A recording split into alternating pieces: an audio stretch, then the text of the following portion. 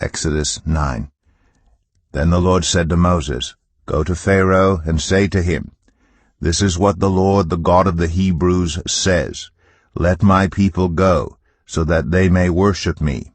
If you refuse to let them go and continue to hold them back, the hand of the Lord will bring a terrible plague on your livestock in the field, on your horses, donkeys, and camels, and on your cattle, sheep, and goats.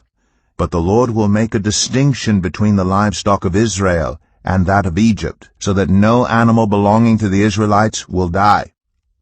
The Lord set a time and said, 'Tomorrow the Lord will do this in the land.' And the next day the Lord did it. All the livestock of the Egyptians died, but not one animal belonging to the Israelites died. Pharaoh investigated and found that not even one of the animals of the Israelites had died. Yet his heart was unyielding, and he would not let the people go.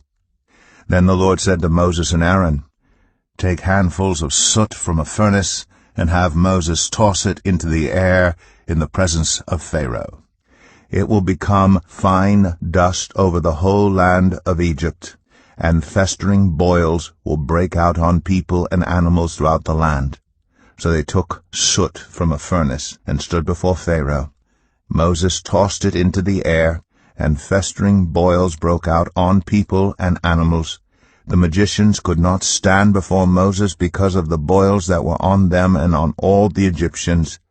But the Lord hardened Pharaoh's heart, and he would not listen to Moses and Aaron, just as the Lord had said to Moses.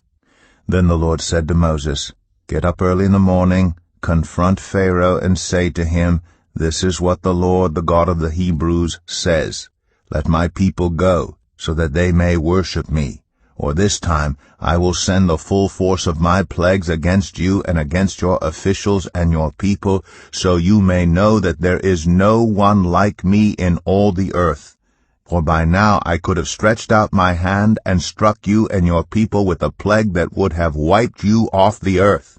But I have raised you up for this very purpose, that I might show you my power, and that my name might be proclaimed in all the earth.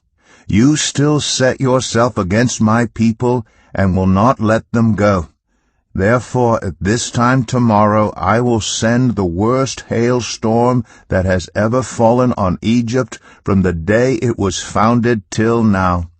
Give an order now to bring your livestock and everything you have in the field to a place of shelter, because the hail will fall on every person and animal that has not been brought in and is still out in the field, and they will die.' Those officials of Pharaoh who feared the word of the Lord hurried to bring their slaves and their livestock inside, but those who ignored the word of the Lord left their slaves and livestock in the field. Then the Lord said to Moses, 'Stretch out your hand toward the sky so that hail will fall all over Egypt, on people and animals, and on everything growing in the fields of Egypt.'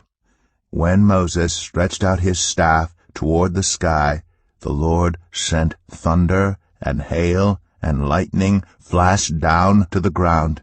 So the Lord rained hail on the land of Egypt. Hail fell and lightning flashed back and forth. It was the worst storm in all the land of Egypt since it had become a nation.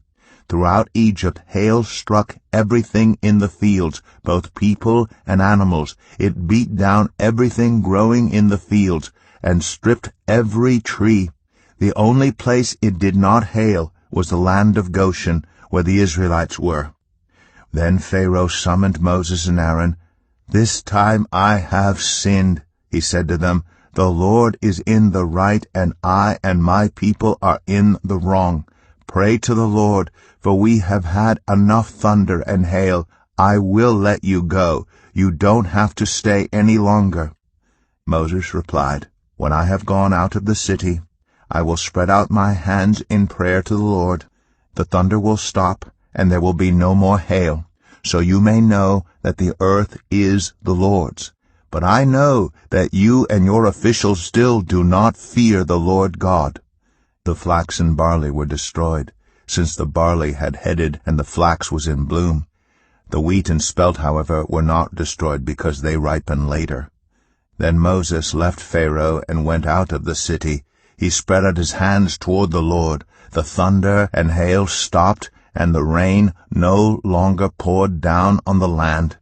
When Pharaoh saw that the rain and hail and thunder had stopped, he sinned again. He and his officials hardened their hearts. So Pharaoh's heart was hard, and he would not let the Israelites go, just as the Lord had said through Moses.